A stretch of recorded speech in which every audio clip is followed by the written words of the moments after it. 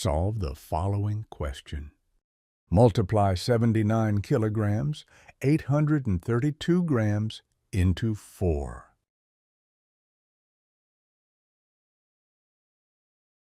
Let's work out the answer.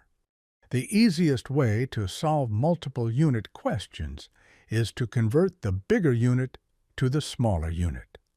Let us refer to the table to do the conversion.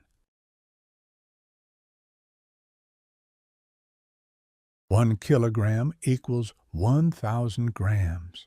79 kilograms, 832 grams equals 79832 grams. Now, the multiplier is 4.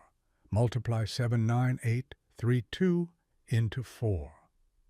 You get 319,328. So 79832 grams into 4 equals 319,328 grams. Convert it back to the units of the question, kg and grams. We have 319,328 grams, or 319 kilograms, and 328 grams, and that is our answer.